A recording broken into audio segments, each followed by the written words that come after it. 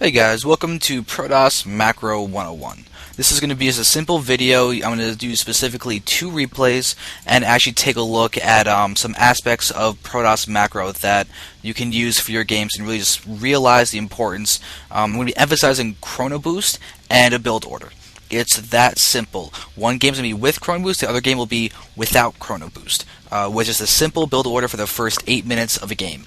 Nothing complicated. You're going to see that it's not going to be an overly complicated issue with Chrono Boost. It's just a matter of how you allocate it, use it, and just keep track of it in a way, and realize that it can be very easy to halt probe production completely accidentally by just missing Chrono Boost or just not realizing the fact that Chrono Boost speeds up probe production that quickly. So with this just really strong analysis on of Chrono Boost, we're going to look at two games on Zala Caverns, both of them using the 1-gate fast expand, which is a very simple, very strong, and very versatile build that Protoss can really use in specifically the Protoss versus Terran matchup, as that's the way that I'll be showing this build.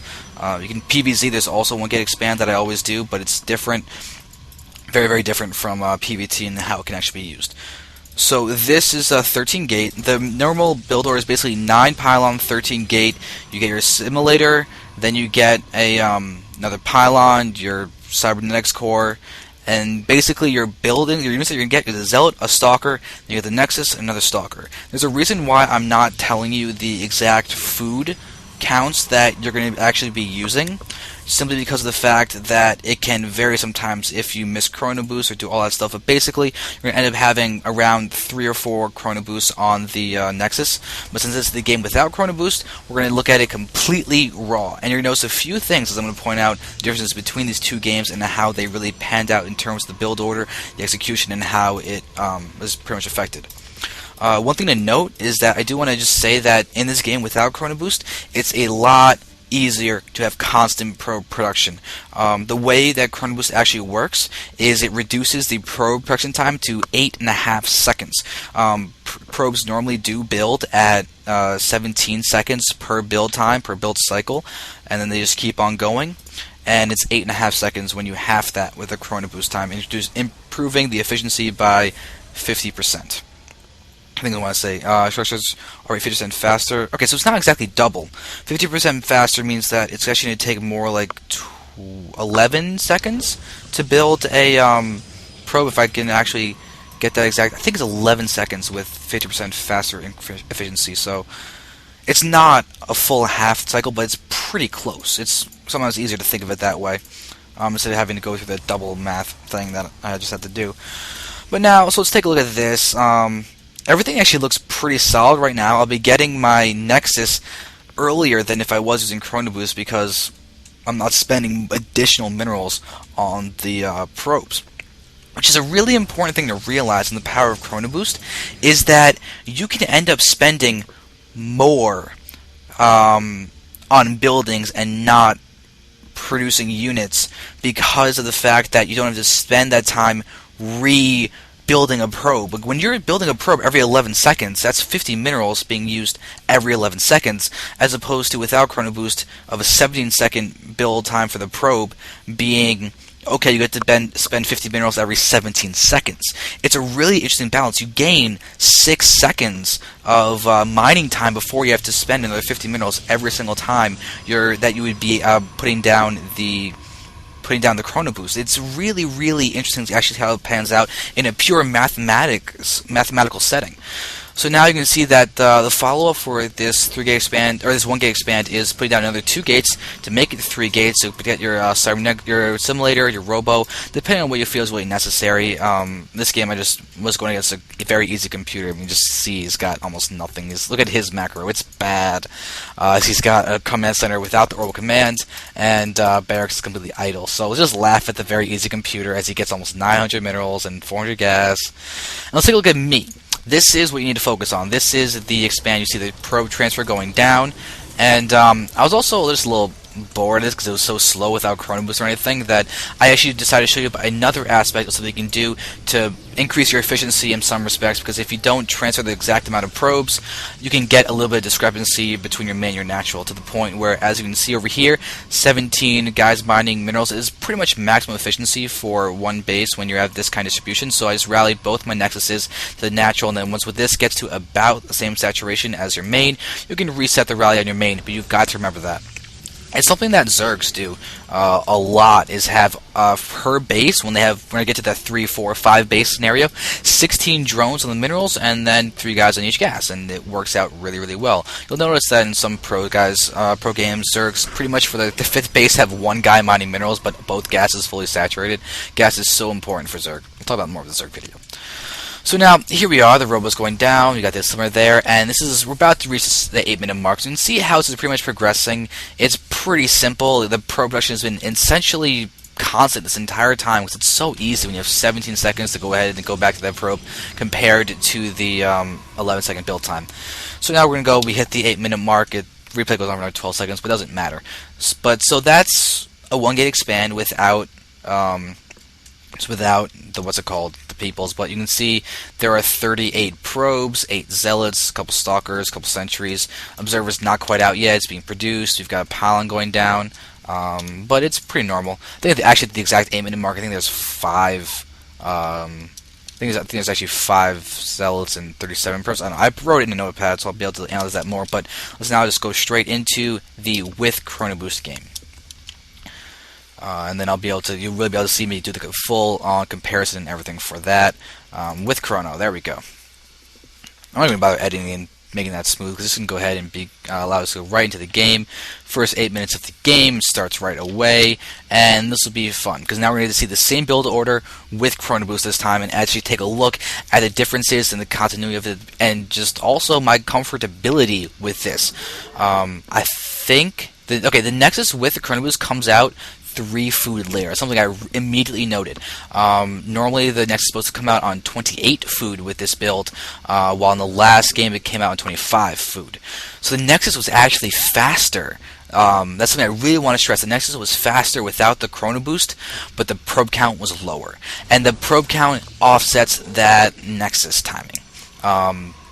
The badness of the Nexus timing. So now we're going to see him just running around, and you can see it's just building probes at the moment. So the first part of the game is going to be the same build order of the pylon, gateway, assimilator, pylon, cybernetics core, pylon for the buildings. And for units, it goes zealot, stalker, and then you put down the Nexus. It's pretty straightforward, it's stable, and a lot of people actually have worries about this defending early on. It's very, very possible to pull a couple of probes if necessary, but you're pretty much fine with some good micro.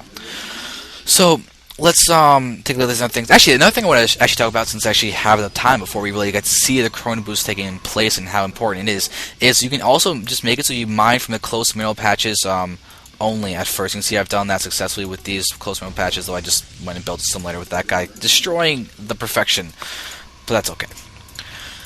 So right off the bat, you can see that my gateway is gone down. I've scouted. By the way, I did scout in both games just because that's what you would normally do in a real game. So just so you don't think that, oh, I'm cheating because I have all my probes this entire time. No, I still sent out the scout. So now, here we have everything looking normal. I'm Chrono Boosting out, and immediately you can see I'm going to be much higher in the food count by the time my cybernetics core gets put down. It's going to be around, I think it's 18 food that I'll technically fall under, and there it goes in.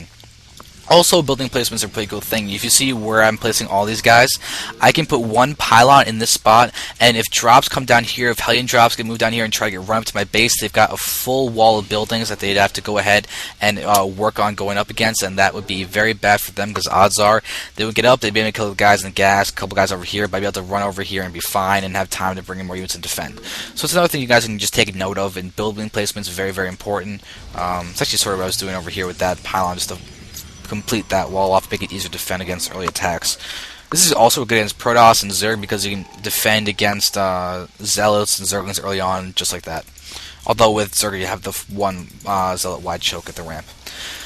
But still, let's take a look at the Chrono Boost. That's what this video is emphasizing on, and just right now I'm going to note my bad Chrono Boost timing, as I Chrono Boost at 37 energy instead of 25.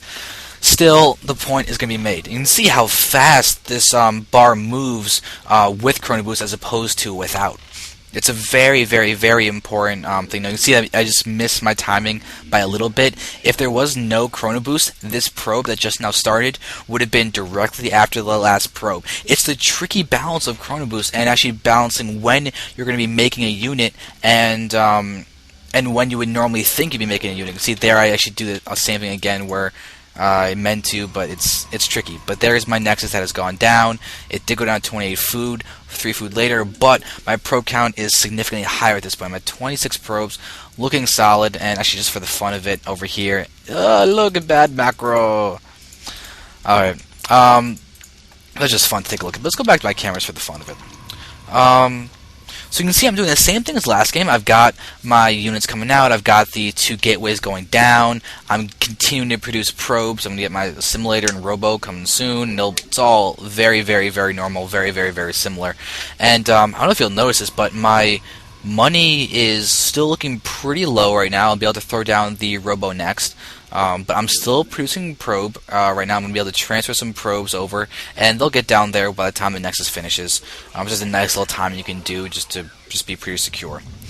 So there I am. I'm going to be able to continue producing. I actually should have Chrono Boost my probes right there. That's a little bit of a blunder on my fault, but I'm just thinking, alright, time for the robo. My warp gate's about to be finished, and everything's looking pretty solid. I'm feeling comfortable. And you notice how my Nexus was later, but everything else is started to come earlier than the game that I did without Chrono Boost. Because of the fact that I have all these probes out, all of a sudden my income is higher. And now I'm able to get more and more and more. And this is the power, this is macro when it really starts kicking in. Early game macro is less important, but it's important in terms of what you could possibly have, but as each minute goes on, the theoretical limit, the cap for what you might have had, increases exponentially. So if you can get that economy up faster, all of a sudden, at the 20-minute mark, you have 50 additional food than if you're still on one base or something like that. Some expansion like that really shows you what the possibilities are. So now you can see I'm getting out my robo, and I'm about to hit the 8-minute mark, and then I'll start going into actually taking a look and showing you exactly differences between these two games. But you can see everything looks the same. I'm able to transfer my pros, everything's looking solid, I've got everything pretty much looking normally. I'm getting my observer, it's about to complete, so also, there we go, I see I just left the game.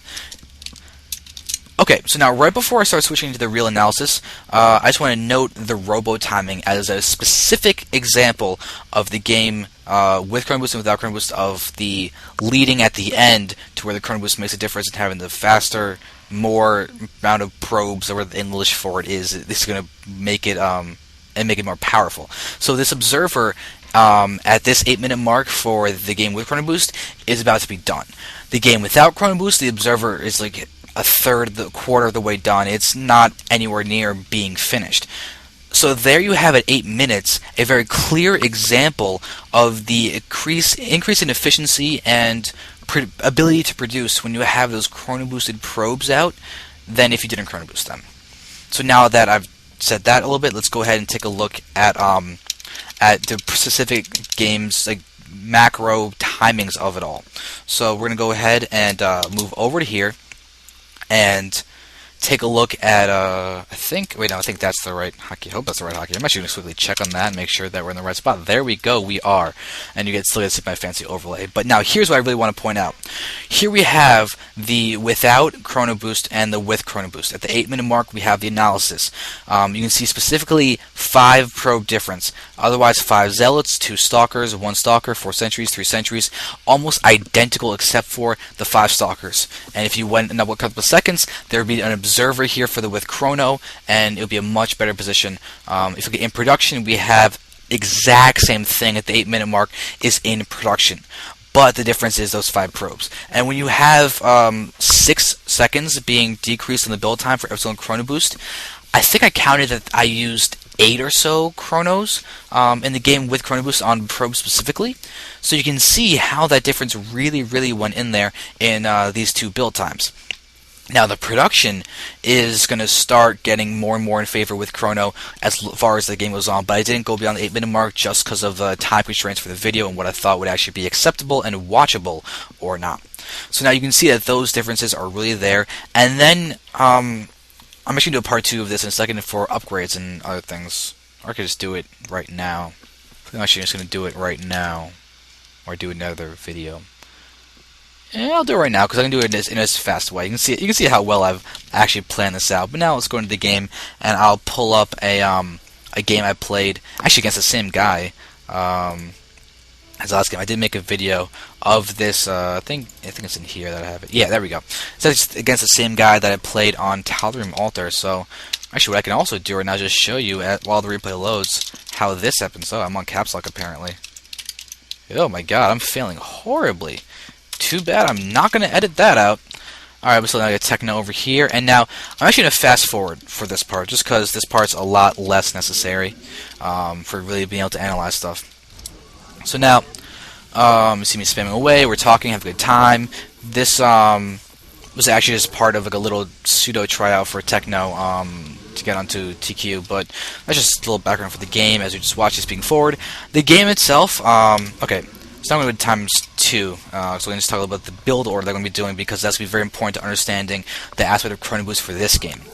It is a mass upgrade, mass style, mass macro PvT that I play on Tal'Darim Altar in this game, and it is a very, very fun way to play, and you're going to see macro. Every single aspect of macro is stressed for this build, and that's why I think it'll be a good video, a good game to really show you guys how the mechanics and everything really start adding in over time and allow you to get more over time and just continue compounding that advantage as time continues. So I'm going to tell you right now, around 7 minutes, I plopped down 2 forges. I did a 1-gate expo, a really fast 1-gate expo. I actually skipped, I think I skipped a Zealot and Stalker or something like that to get it out even faster. But you see my 2 gates, so you can see the build order itself is very similar to the games I showed you on Zelnaga Caverns. As I'm going to be running around and really making these things go. And also similar to the game I showed you on Shattered Temple, where I actually played Techno as well. 1-gate expo, I think, is the best build order that you can possibly do to start in both PvZ and PvT. Specifically PvT, as this is what we're talking about right now. So you can see there is the gas going down. Excuse me. About to the 7-minute mark, and you're going to see me getting out double upgrades of armor and what's it called? Weapons. There we go. But I'm also getting a really fast third. This is specific to this game. You're going to see me plop down those forges. There we go. And I'll be getting my third up in a moment. The robo is necessary for observers and scouting. Both of them are pretty much one and the same, but observers specifically for detection in case of cloaked banshees, as I've seen more and more lately of some Terrans just going for fast cloak banshee play on this map just because it catches the economic Protoss off guard. For example, exactly what I'm doing right now. So this is why I have that in the build, but it is a little bit late for the exact time that you would want for Cloaked Banshees. But still, you're going to see me moving in, and you can see I misallocated my gas. I did not time the gas correctly, so I'll be having 100 gas in a second, but I'm throwing down my Nexus at 8 minutes. This is so fast and so risky. Actually, no, it's not risky. It is risky against anyone who's going for non-macro gameplay and just going for a complete bum rush, but if they're playing normally and standardly, this is not risky. And this is a perfect game to show you that, because sometimes I've heard people tell me that, oh, well, mass expansion, oh, you're going to die really quickly. Oh, no, you can't do this style, it's not viable. Well, you're wrong. It is viable, because this is a great game to show you that, because Techno is going to attack me. You're going to see me be able to defend, but pretty much going to speed for a little bit because it is not exactly the shortest game. It's not a long game, but it's enough that I'm going to speed through a little bit of this. So you can see me chrono boosting out my upgrades, and so you can see my chrono boost really impacting that. I'll show you the math on that pretty soon too. Now we're seeing moving forward. I'm just waiting for him to attack. Because you can see I'm spreading my army. I know he's attacking. He's actually getting a bunker in my base. That was actually pretty annoying. But now, so here we go. We have me chrono boosting out my upgrades. My 1-1 should be just about finished. Yep, my 1-1 finishes in about a second. So as he's pushing up around the 10-minute mark, he is going to be hitting me when I have 1-1. He's got his +1 attack upgrade, just as a side note. Now, one more thing to also realize is that he's a strong force. He's still on 2 bases or whatever, and I'm just using micro, good force fields, zealots, guardian shield, and this is me getting an 8-minute nexus. And I'm still able to take down this attack without too much difficulty, just with some solid force fields and just a good army control. He attacks in the more vulnerable spot, and I'm still able to defend it. And there you have me chrono boosting the 2-2 upgrades as we're going to be pushing forward. I'm also just getting out some more units, just being stable. This is the main thing I want to focus on, is to show you that I'm being... Also, I'm pretty sure this has been up the entire time, but that's not supposed to have been. Doesn't really matter though, because it's not like I'm trying to show you, but I think I was just doing that to try and take a look at the timer a lot more easily than before, but I could just use the game timer, so I'll do that. Now we've got this going, I'm fast forwarding, I'm getting charge, all these good things, I'm going really, really fast forward. I'll go to ×4, but now you can see he's pressuring me a lot. This is a great thing to do, and forces... Oh, I'm not on the camera anymore, am I? Okay, there we go. Now you're going to see me handle the multitask of him as he's attacking multiple spots. I have to go ahead and distribute my army, do everything itself, but... So he's trying to harass and deal damage. By the way, 13-minute fourth. But take a look at this. I have 68 probes to his 53 SCVs. We both killed 2 guys. I have 3 bases, though, and you can see the income is in his favor. He's got mules, whoop-de-doo. We're going to see a change, as now we're neck and neck. I think there's just a few more probes. Now his mules were off, and now I'm ahead 2k to his 1,700 minerals income. And you see him pushing forward. He's going to start killing off SCVs, or killing off probes, doing damage. I'm now down to 67. Wait, I was just at 67, but I have 3 nexuses producing... these things at the exact same time, and now I'm working on my 3-3 upgrades. I think that's 3-3 upgrades that are being worked on now. He's harassing, forced to cancel on the Nexus, but hey, that's fine. I cancel it and go back forward. Plus, I'll be getting another base soon, and now here are those massive amounts of production facilities that are so necessary to keep your macro low. Right now, my gas is massive, but that's just because my bases were denied, and I need to get up my tech. I need to get an Archon tech. I do have the Temple Archives down. I'll be able to get that up, get Archons as well as Psystorm, do all those good things. But you can see just how much I'm getting. I have a 2,300 mineral income 16 minutes into the game with 77 probes. He's producing SCVs as well. I actually wanted to say that he did a fast... I don't know if he did this game, but he might have done a fast 3 orbital command build to get as many SCVs as he can, and I still outworkered him. Chrono Boost, my friends, Chrono Boost. Now you can see me just getting so many Stalkers, and now with the 2-2 upgrades, I'm going through these guys at that, and my 3-3 is about to finish too. So 17 minutes, and I have 3-3. And I also see that he's got all those Marauders down there, and I'm getting this Expo in the bottom left. So it's my, I'm gonna have 5 bases up 18 minutes into the game. It'll be beautiful. I'm pushing forward. I have Charge, and I have Blink. I have Templars out. I have Observers in a lot of places, and I can just handle everything. And now I'm actually gonna start working getting shields eventually. As I should be doing that now. I don't know if I actually am technically doing that now yet, but I should be doing that very, very soon. So I'm going to observe up there, so I can just use Stalkers to defend that spot without any difficulty. And you can see all these gateways I have. They're not a waste. Man, my gas is massive. I need to get some more Archons. Again, it's a couple DTs for harassing. Yeah, there we go. Now my gas is down as I've got Templar. I'll be able to storm. I'm sending out DTs to different spots of the map just to be harassing and annoying. So that's another thing you can do. Because this is a no Colossus style, by the way. No Colossus at all, ever.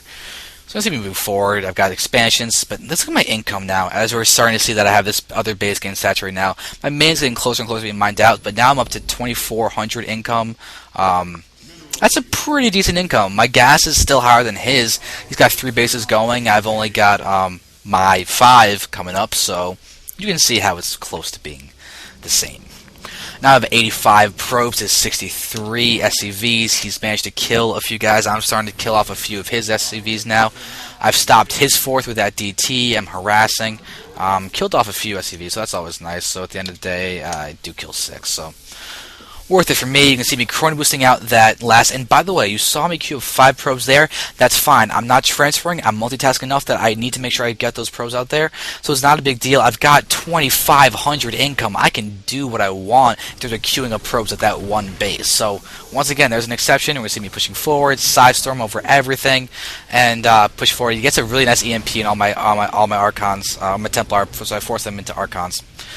So I see him pushing forward, and there's a good use of Blink, so I can go ahead and make sure that my Zealots actually go ahead and attack, and he's dead. But look at the income. That's when the focus is. I think I had 27 income for a second over there, and that's That's really, really the big thing that you've got to note is the 2,700 income. At the end of that game, I have 90 probes, and it's not even 20 minutes into the game. So macro can win games against very, very, very solid play. So, I mean, once you realize that these are the possibilities with macro, you can go ahead and just try and perfect it. Play those games. Never cheese. I have never once cheesed a ladder game. I have never proxy gatewayed. I have never proxy Stargate, Void Raid, massive stalkers going in all of one base. I've never done that kind of thing. For me, it's been 1 gate expand, 3 gate expand. And then for PvP, I do some cool Phoenix stuff. It's not cheese. I always play for macro, because that's how you get better at macro. You only macro. So you can keep that in mind to do that, and you're good. But now let's look at the math for that last game, and take a look at the upgrades and how they're impacted with Chrono Boost. So now let's just make sure that I actually did the right thing for that. Looks like I think I did, because that is definitely the screen. So now, this is just a little thing. For the upgrades with Chrono. Double Forge at 7. Upgrade started with 753 and 820 for those two guys. Finishes 1040. 2-2 starts 30 seconds later, but that was me dealing with the attack that he was doing, so I guess I just didn't go back to my base and say, okay, time to do that. So this is in a real game situation. It's not the ideal, perfect timing for the upgrades, but it's still pretty solid. 1110, 2-2 started, and that's then it finishes 1350, and then 3-3 starts 1350. Some Chrono Boosts are mixed into there on both those guys, and that's 17 minutes into the game. I have full 3-3 upgrades, and Techno did well. I think he might have had like 1-1, 2-2, something like that in that game, but I still had him completely out teched and out upgraded and out based, all with macro, just straight up pure emphasis on macro. So this is a clear example of a real thing. I'm sure if you actually do the math for it, you can probably get the perfect 3-3 upgrade at like 15 minutes or something, but still, real game situation, that's what I wanted to show you, and that's what I'm giving you the stats for, a real game situation. So I'm hoping you guys can go ahead and learn from this, take some of this to heart, and realize the importance and the amazingness and winningness of having good macro for your play. So, thank you very much for watching. Let me know if you have any questions. I'm happy to answer them. And let me know if you have any specific situations that you worry about macroing in, because there are some cheeses that you need to go ahead and cut probes for, or some builds you need to cut probes for in order to do. Like, there are a lot of defensive 3-gate builds where you have to cut a probe here and there to get like a gateway out or something. It's perfectly fine. But I'm trying to teach you guys like the perfect scenario of I get to not have a person do a crazy all-in cheese against me, and you can then come out on top with builds like this. So thank you very much. Hope you learned. Utilize Chrono Boost, guys. Utilize Chrono Boost, my Protoss brethren, and we can go ahead and be offensive and defensive of Ire because we have so much stuff. Thank you very much.